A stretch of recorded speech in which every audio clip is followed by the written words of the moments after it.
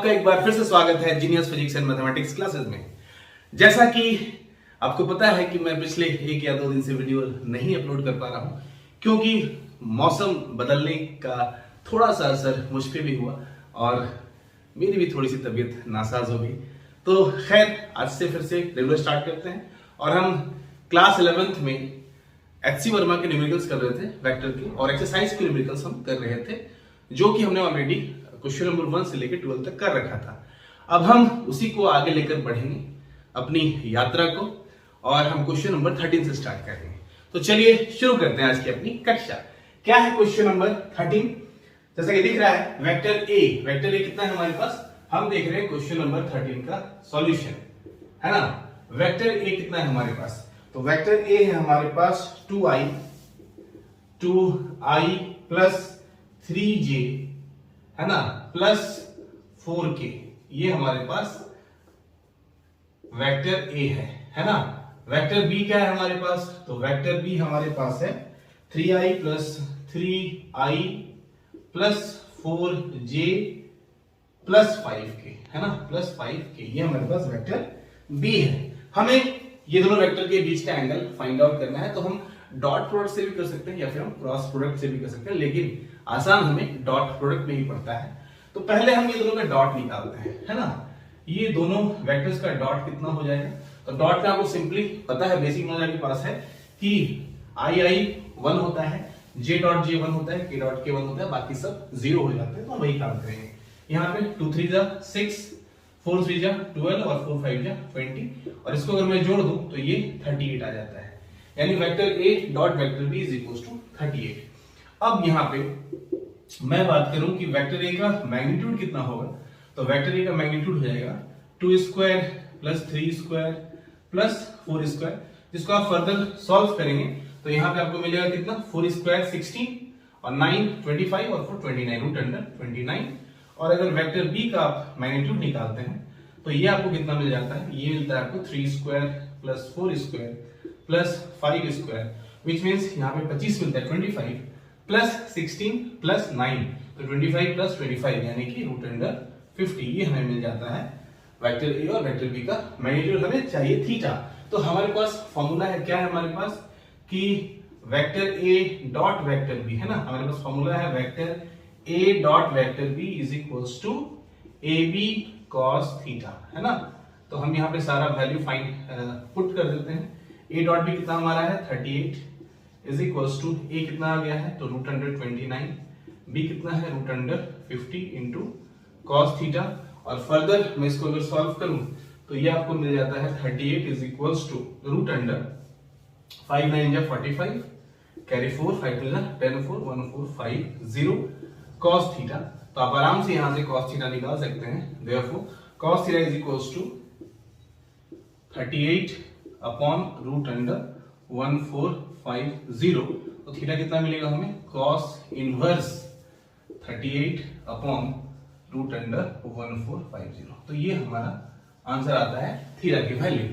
तो थीटा कितना हमारा निकल गया, cos inverse 38 upon root under 1450। तो ये हमारा फाइनल आंसर है। तो ये था क्वेश्चन नंबर 13। अब हम चलते हैं क्वेश्चन नंबर 14 की तरफ। Question number 14, prove that vector A dot, bracket के अंदर आपका है vector A cross vector B is equals to 0। तो 14 का हम सॉल्यूशन देखते हैं। क्या हमसे कहा गया है कि प्रूफ आपको करना है vector A dot vector A cross vector B is equals to 0 हमें प्रूफ करना है। तो हम इसको बड़े आराम से प्रूफ कर सकते हैं। जैसा कि हम देख रहे हैं यहाँ पे vector A cross vector B है, और आपको पता है कि vector A cross vector B हम करते हैं तो जो हमें डायरेक्शन मिलता है वो ए और बी पर क्या होना चाहिए, तो वो ए और बी पे परपेंडिकुलर होना चाहिए, नॉर्मल होना चाहिए। अगर आपने क्रॉस प्रोडक्ट को बेहतर ढंग से पढ़ा है तो आपको ये पता होगा कि अगर हम vector A cross vector B करते हैं तो जो हमें रिजल्टेंट वेक्टर मिलता है, मान लीजिए कि अगर हम vector A cross vector B करें और हमें एक रिजल्टेंट वेक्टर सी मिल जाए, तो ये जो हमारा सी वेक्टर है ना, ये ए और बी दोनों पे क्या होगा, नॉर्मल, है ना। तो vector C is normal to both vector A and vector B, दोनों पे ये क्या होगा, नॉर्मल होगा। इसका मतलब ये हो गया कि हम अब इसको क्या लिख सकते हैं, वेक्टर ए डॉट इसके बदले हम क्या लिख सकते हैं, सी लिख सकते हैं। और सी क्या है, वेक्टर ए पे नॉर्मल है, यानी कि वेक्टर ए और वेक्टर सी के जो बीच का एंगल है वो 90 डिग्री का है।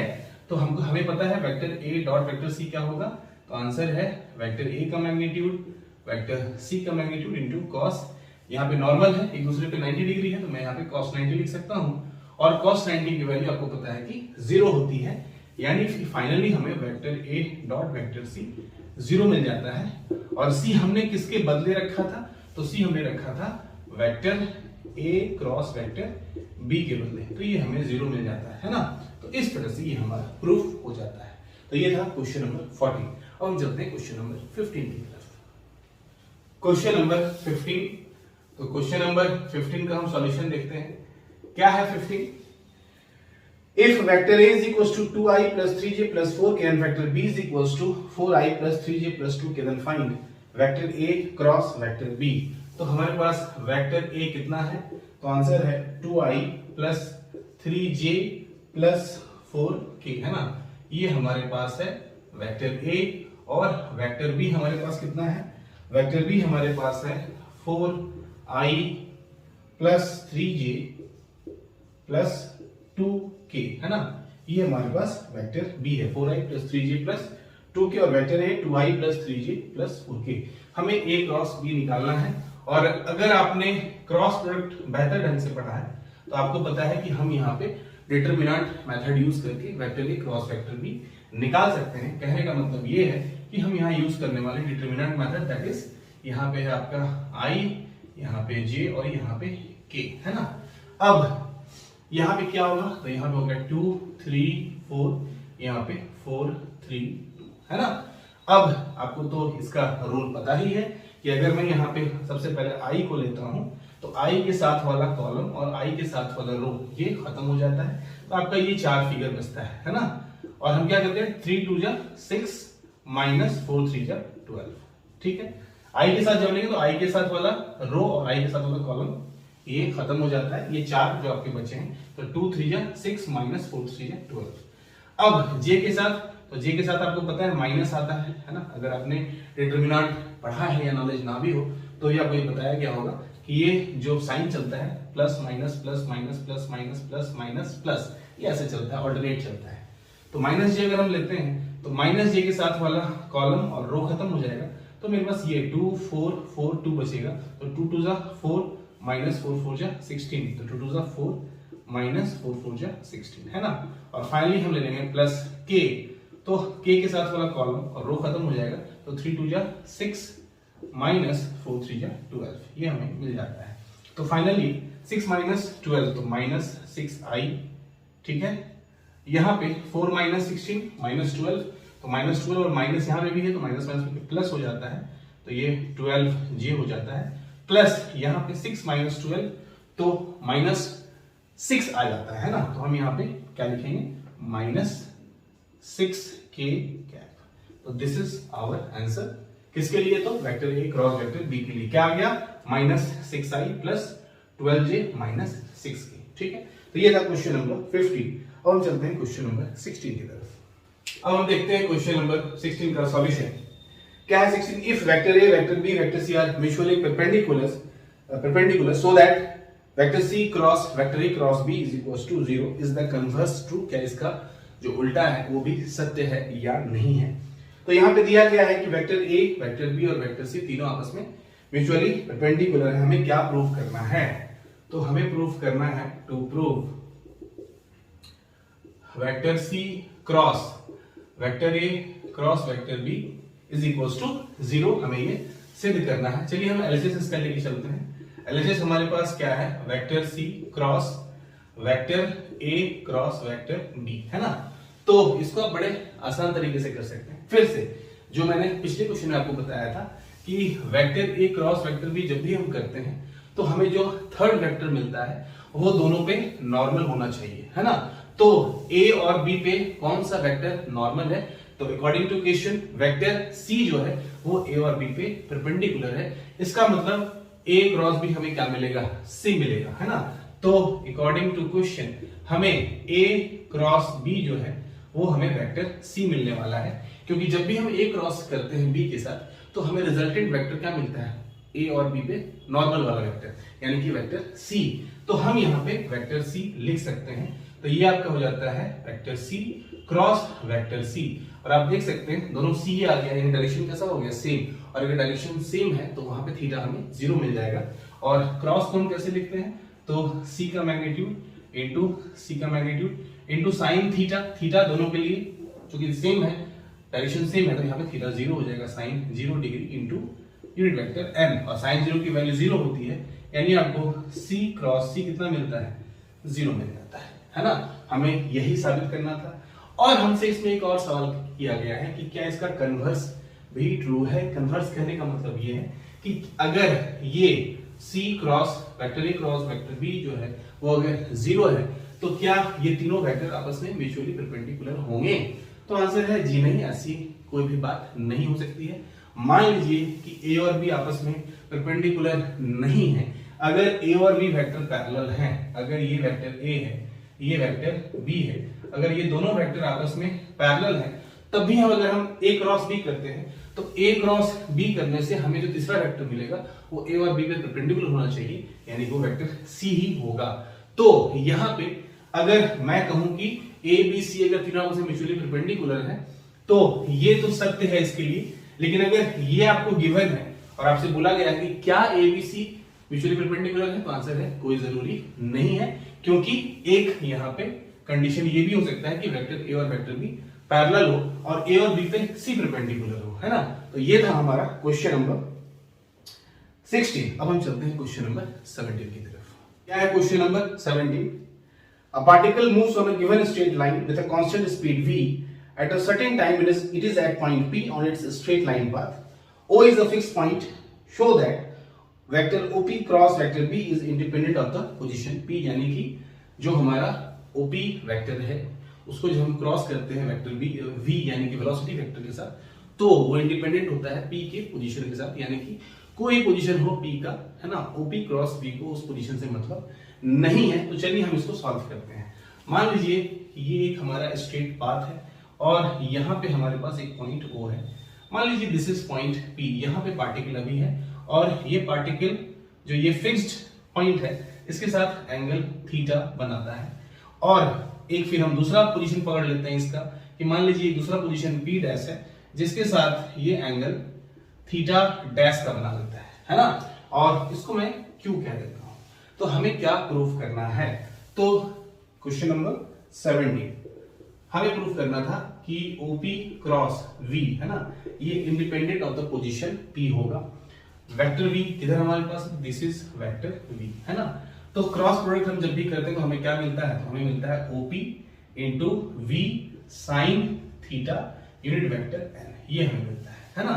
और अगर मैं इसको अलग करके लिखूं, V को अगर मैं अलग लिख दूं तो ये मिलेगा OP sine theta unit vector n।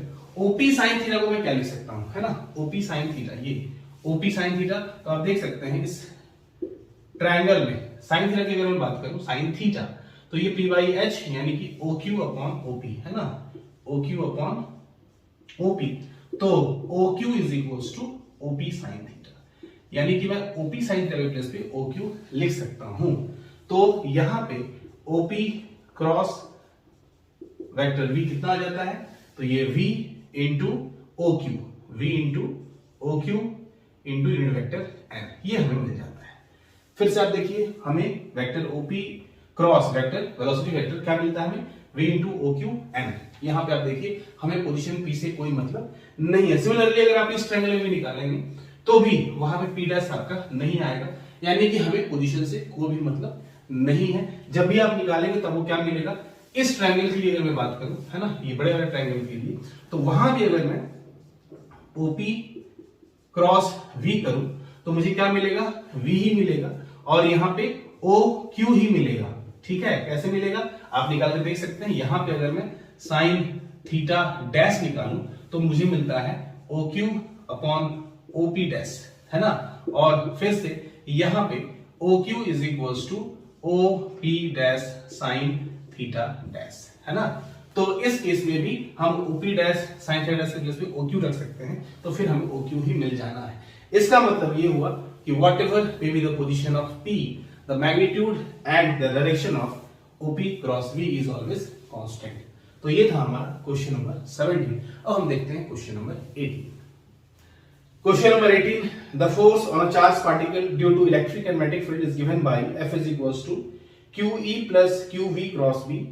Suppose E is along the x-axis and B is along the y-axis. In what direction and with what minimum speed V should a positively charged particle be sent so that the net force on it is zero? यहाँ पे हमसे question किया गया है कि एक हमारे पास place है जहां पे इलेक्ट्रिक फील्ड भी है और मैग्नेटिक फील्ड भी है। इलेक्ट्रिक फील्ड का जो डायरेक्शन है, इलेक्ट्रिक फील्ड जो है वो एक्स एक्सिस की तरफ है और जो मैग्नेटिक फील्ड है वो वाई एक्सिस के अलॉन्ग है। हमें पूछा गया किस डायरेक्शन में, है ना, विथ व्हाट मिनिमम वेलोसिटी हम जो है पॉजिटिवली चार्ज पार्टिकल को, है ना, विथ क्वेश्चन नंबर 18 है the force on a charge particle due to electric and magnetic fields is given by F is equals to QE plus QV cross B. Suppose E is along the x-axis and B along the y-axis. In what direction and with what minimum speed V should a positively charged particle be sent so that the net force on it is zero? तो हमसे ये question किया गया है कि हमारे पास एक place है जहां पे इलेक्ट्रिक फील्ड भी है और मैग्नेटिक फील्ड भी है। Electric field along X axis है और magnetic field along Y axis है। तो हमसे ये कहा गया है कि हम एक पॉजिटिवली चार्ज पार्टिकल को किस मिनिमम स्पीड के साथ वहां पे सेंड करें ताकि उस पे जो नेट फोर्स है वो जीरो लग जाए। तो नेट फोर्स यहाँ पे किसके कारण लगने वाला है? तो यहाँ पे नेट फोर्स इलेक्ट्रिक और मैग्नेटिक फील्ड के कारण लगने वाला है, जो कि क्वेश्चन में आपका दिया गया है। कितना है नेट फोर्स? क्वेश्चन नंबर 18 है ना, F is equals to QE plus QV cross B, है ना, ये हमें दिया गया है इसका फोर्स। तो नेट फोर्स उस पे जीरो हमें चाहिए, तो हम पहले इसको जीरो कर देते हैं। अकॉर्डिंग टू क्वेश्चन हमें नेट फोर्स जीरो चाहिए, यानी कि QE plus QV cross B, ये हमें कितना चाहिए? जीरो चाहिए। Q कॉमन ले लेते हैं और हम उधर भेज देते हैं, तो हमें क्या मिल जाता है? E is equals to V cross B, और ये हमें माइनस में मिलता है ना, ये हमें किसमें मिलता है? माइनस में मिल जाता है। माइनस का मतलब ये हो गया कि जो भी वेलोसिटी का डायरेक्शन है वो इलेक्ट्रिक फील्ड के ऑपोजिट होने वाला है। खैर, उससे फर्क नहीं पड़ता। हम यहाँ पे ये देखना चाहते हैं पहले कि हम किस मिनिमम वेलोसिटी के साथ इसको भेजें। तो यहाँ पे हम मिनिमम वेलोसिटी निकालना चाहते हैं। तो अगर मैं माइनस की बात ना करूं, डायरेक्शन की बात ना करूं, सिर्फ मैग्नीट्यूड की बात करूं, तो मैं इसको लिख सकता हूं कि vector E is equals to VB sine theta. तो यहां से V जो आपका निकल के आ जाएगा वेक्टर, वो कितना आ जाएगा? वो आ जाएगा आपका E upon B sine theta. सिर्फ मैं मैग्नीट्यूड की बात कर रहा हूं, इसलिए मैं यहां से वेक्टर का साइन हटा देता हूं। कितना हो जाएगा? E upon B sine theta. और आपको पता है कि इसका वैल्यू, अगर डिनोमिनेटर की वैल्यू मैक्सिमम होगी तो ये पूरा का वैल्यू मिनिमम होगा, और ये वैल्यू मैक्सिमम करने के लिए हमें साइन थीटा का वैल्यू कितना रखना पड़ेगा? 1, और 1 ही उसकी मैक्सिमम वैल्यू होती है। तो अगर डिनोमिनेटर सबसे ज्यादा होगा तो पूरी फुल वैल्यू जो होगी उसकी वो कम हो जाएगी। तो फॉर V मिनिमम हमें यहाँ पे क्या रखना पड़ेगा? Put sine theta is equals to 1। क्यों? क्योंकि साइन थीटा की मैक्सिमम वैल्यू 1 होती है। तो हमें V कितना मिल जाएगा? तो हमें V मिल जाएगा E अपॉन B। कितना मिल जाएगा? V minimum E upon B। तो ये हमारा वो मिनिमम वेलोसिटी है जिसके साथ हम क्या करेंगे? हम उस पॉजिटिव चार्ज पार्टिकल को वहां पे सेंड करेंगे। चलिए, इसमें हमें बताना है कि ये जो V का डायरेक्शन किधर होगा, तो आप यहां से आराम से बता सकते हैं। देखिए, E जो है यहां पे जो हमें मिला है, since E vector E is equals to V cross B, है ना, और यहाँ पे नेगेटिव भी हमें मिला है, तो मैं माइनस को यहाँ डाल देता हूं। ठीक है, E किधर है? एक्स एक्सिस की तरफ, तो मैं यहाँ पे माइनस E, ठीक है, और इसके साथ मैं I कैप लगा देता हूं। ठीक है, इज इक्वल्स टू B किधर है? Y एक्सिस की तरफ, तो ये B के साथ मैं लगा देता हूं J कैप। तो आपको सिंपल पता होना चाहिए कि V के साथ क्या आएगा, तो आंसर यहाँ पे K कैप आएगा, है ना, K कैप। ठीक है, तो आप जानते हैं कि K क्रॉस J करते हैं तो हमें माइनस आई मिलता है।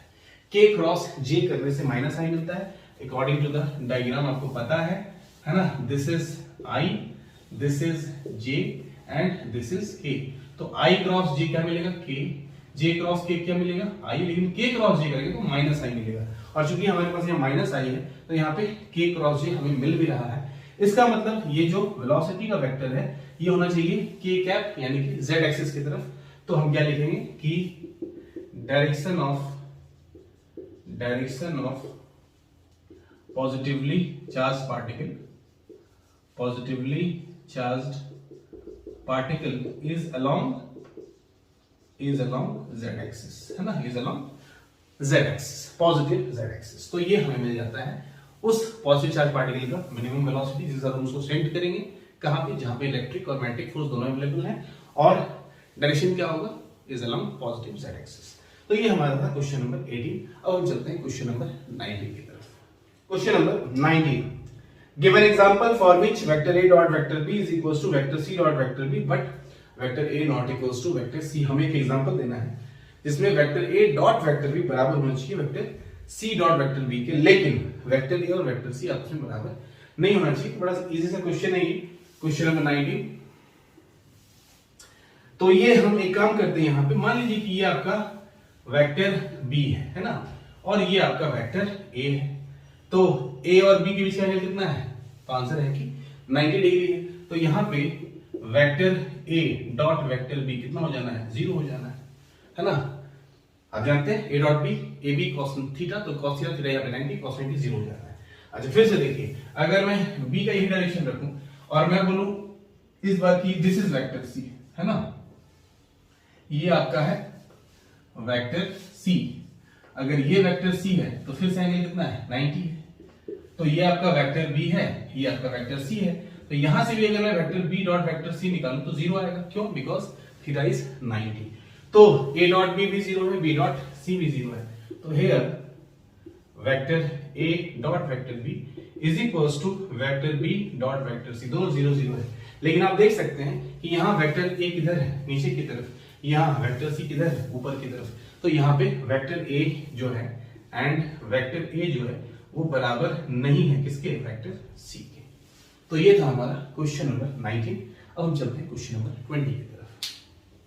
क्वेश्चन नंबर 20 क्या है, क्वेश्चन नंबर 20 है, draw a graph from the following data, draw tangents at x equals to 2, 4, 6 and 8, find the slopes of these tangents, verify that the curve drawn is y is equals to 2x square and the slope of tangent is tan theta is equals to dy upon dx is equals to 4x। तो सबसे पहले जो हमें data दिया गया है उससे हमें ग्राफ प्लॉट करना है। तो चलिए सबसे पहले हम ग्राफ प्लॉट करते हैं। तो यहाँ पे x और y हम पहले बना लेते हैं अपना एक्सिस। तो this is our y and this is x and this is y। x की वैल्यू कहां से कहां तक है, तो x की वैल्यू जो हमें दी गई है वो है 1 से लेके 10 तक, है ना। तो चलिए हम यहाँ पे बनाते हैं इसको। ये हमारा हो गया 1, ये 2, ये 3, ये 4, दिस इज 5, 6, 7, 8, 9, 10, है ना, ये हमें मिल जाता है। अब y की वैल्यू कहां से कहां तक है, तो y की वैल्यू 2 से लेके 200 तक है, बहुत ही लार्ज वैल्यू 200 तक। तो हम यहाँ पे कितना इंटरवल ले लें, तो हम यहाँ पे चलिए 5-5 का इंटरवल लेके इसको हम सॉल्व करते हैं, या 5-5 का इंटरवल लेंगे तो भी बहुत बड़ा हो जाएगा। हम एक काम करते हैं 15 का इंटरवल लेते हैं या फिर 20 का।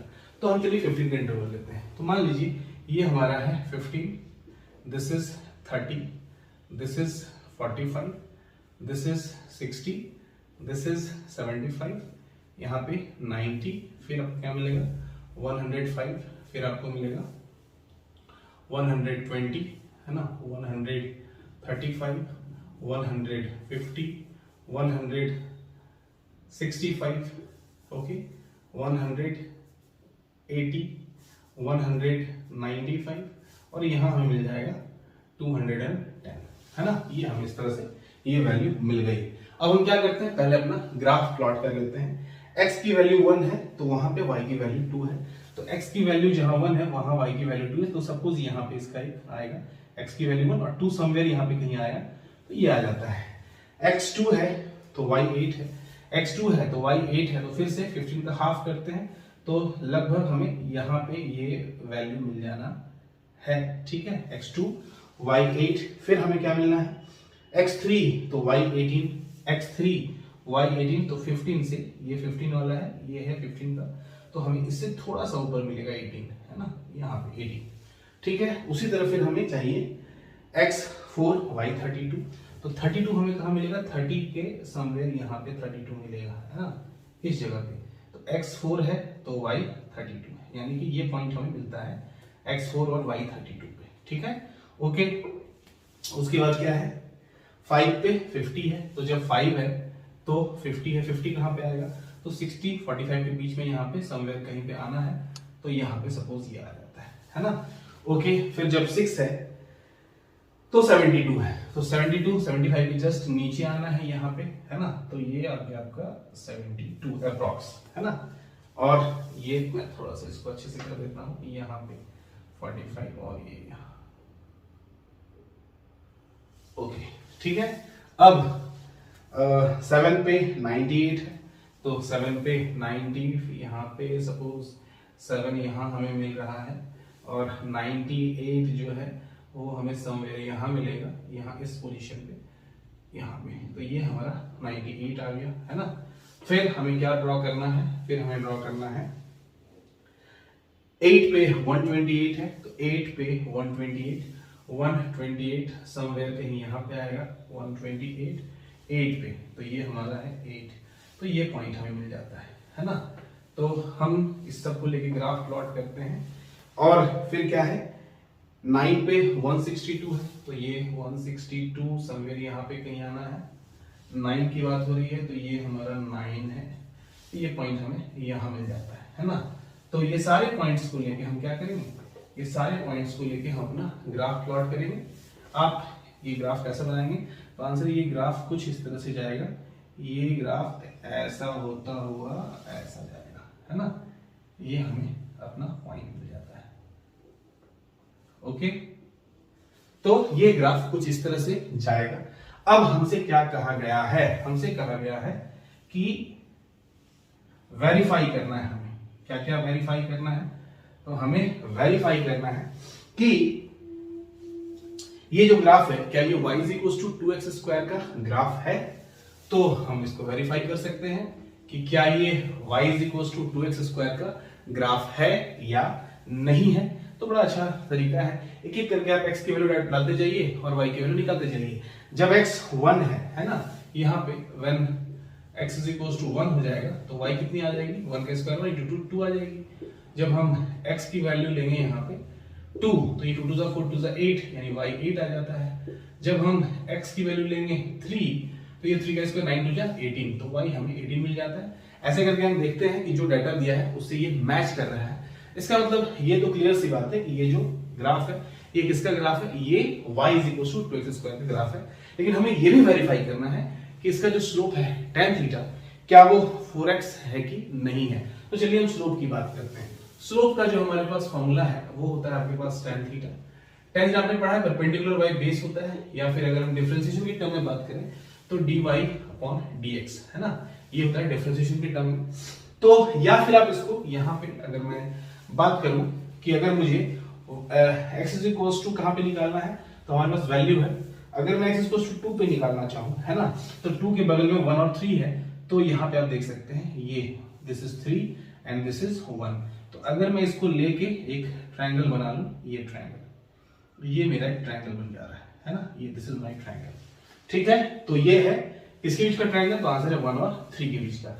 अगर मैं 4 की बात करूं तो मैं 3 और 5 के बीच में लूंगा, तो 5 कहां पे आ रहा है, तो आंसर है यहाँ पे, 3 कहां यहाँ है ही, तो ये मेरा एक दूसरा ट्रायंगल बन रहा है, ये है ना, this is our next triangle.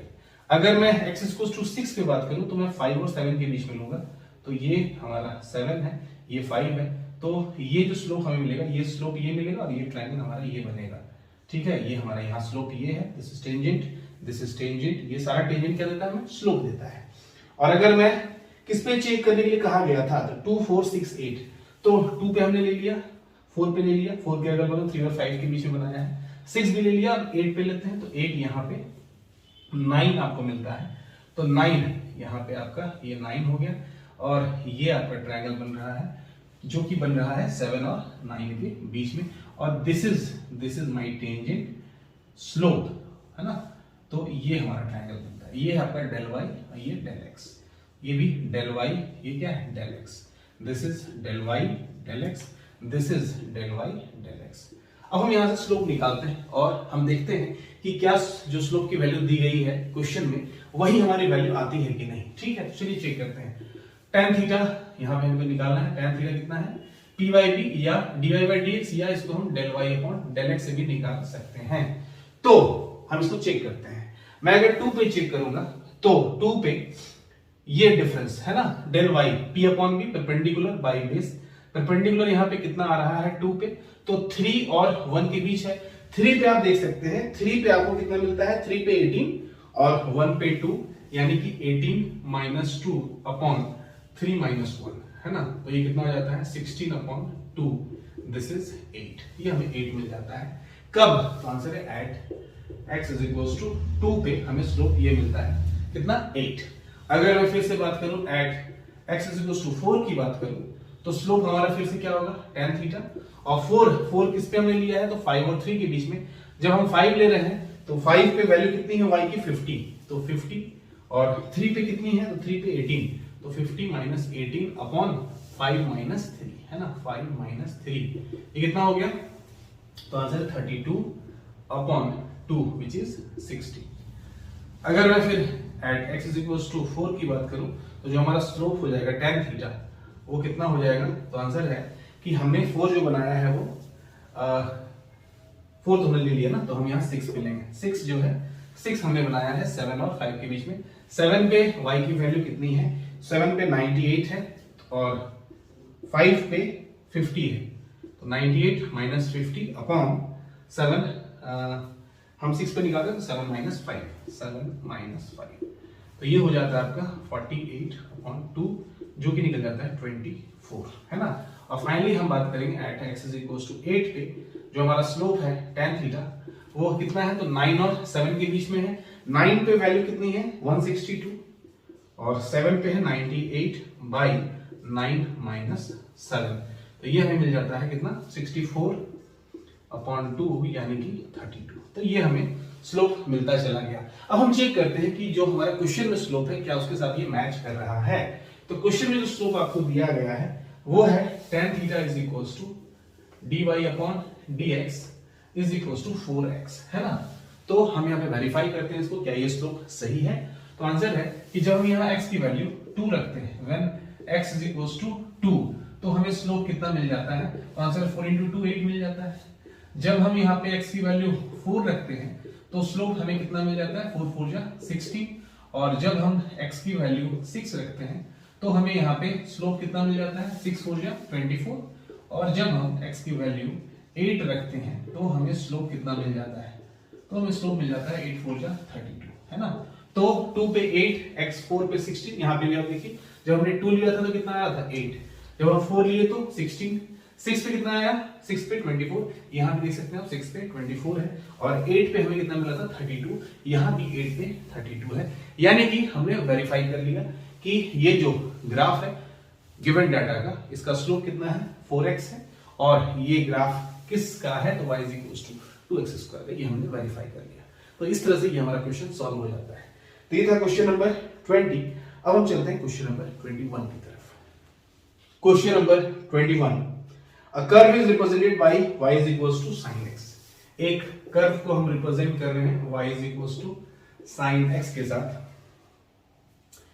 If x is changed from pi/3 to pi/3 plus pi/100, find approximately the change in y।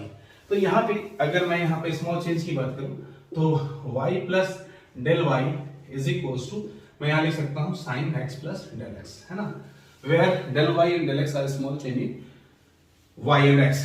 ठीक है, तो अगर मैं यहाँ पे y plus del y minus y करूं तो हमें क्या मिल जाता है, small change in y that is del y। तो ये हमें मिलेगा sin x plus del x minus sin x है ना, और ये माइनस माइनस कैंसिल, हमें del y मिल जाना है और हमें del y ही निकालने को कहा गया है। तो यहाँ पे अब मैं वैल्यू पुट करता हूँ, sin x plus del x की वैल्यू कितनी है, pi/3 plus pi/100, pi/3 plus pi/100 है ना, minus sin x, sin x क्या था पहले pi/3, ये था pi/3 करेक्ट। अब यहाँ पे हम देखते हैं डेल वाई हमें कितना मिलता है। तो ये आप देख सकते हैं पाई बाई 3 तो 60 डिग्री है और पाई बाई 100 कितना है 1.8, यानी कि हम बोल सकते हैं 61.8 अप्रॉक्स आता है। और ये पाई बाई 3 कितना होता है, तो आंसर है 60। ठीक है, तो 60 क्या होता है √3/2 यानी 1.732/2 यानी 0.866। और ये जो वैल्यू है sin 61.8 डिग्री, इसकी वैल्यू होती है 0.8813 और ये आता है 0.8660 और इसको आप माइनस करेंगे तो ये आपको मिलेगा 0.0157, है ना। ये आपको अप्रॉक्स इतना मिल जाता है। ठीक है, तो हमारा डेल वाई में कितना चेंज हो गया, डेल वाई में जो हमारा चेंज हो गया है वो 0.0157 का हो गया है। This is our answer. तो ये था क्वेश्चन नंबर 21। अब हम चलते हैं क्वेश्चन नंबर 22 की तरफ। क्वेश्चन नंबर 22 है the electric current in a charging RC circuit is given by I is equals to I naught e to the power minus t upon RC, where I naught, R and C are constant parameters of the circuit and t is time. Find the rate of change of current. हमें rate of change of current निकालना है किस पे, t is equals to 0 पे, t is equals to RC पे और t is equals to 10 RC पे। तो चलिए सबसे पहले हम देखते हैं कि यहाँ पे हमारे पास जो गिवन कंडीशन है क्या है। तो I is equals to हमारे पास है I naught, है ना, e की power minus T upon RC। हमें rate of change of current की बात की गई है, यानी कि di अपॉन dt की बात की गई है। और di अपॉन dt जब भी हम निकालते हैं तो क्या होता है, e का पावर x का जो डिफरेंशिएशन होता है वो e का पावर x ही होता है। तो ये तो माइनस टी अपॉन RC ही रह जाएगा। लेकिन यहाँ पे कोफिशिएंट क्या है t का, तो -1 अपॉन RC। तो यहाँ पे ये -1 अपॉन RC के साथ यहाँ पे क्या होता है, मल्टीप्लाई हो जाता है। जिसने भी डिफरेंशिएशन अच्छे से पढ़ा है वो पता होगा आपको कि x का जो भी कोफिशिएंट होता है उसके साथ उसको मल्टीप्लाई कर देते हैं। तो ये हमारा निकल जाता है di/dt। अब हमसे पूछा गया है कि at t = 0 पे di/dt कितना होना है, तो e की पावर 0 है ना, e की पावर 0 यानी 1, तो ये simply -I naught upon RC ही रह जाएगा। ये e की पावर 0 है ना, ये 1 हो जाना। तो t = 0 पे di/dt कितना हो जाएगा, -I naught अपॉन RC। अब हमसे पूछा गया at t = RC। जब हम t = RC रखेंगे तो उस समय ये वैल्यू कितनी आएगी। तो चलिए t की वैल्यू RC रखते हैं तो हमें मिल जाता है di/dt कितना, यहाँ पे -I naught अपॉन RC और यहाँ पे e की पावर -t की वैल्यू कितनी, RC upon RC cancel, e की पावर -1 यानी कि -I naught अपॉन RC और ये नीचे जाएगा e की पावर 1 तो e RCE है ना, -I naught अपॉन RCE आ जाएगा। क्योंकि e की पावर ऊपर -1 है, नीचे आ गया तो वो -1 हो जाएगा, सॉरी 1 हो जाएगा। अब तीसरा क्या है, at t =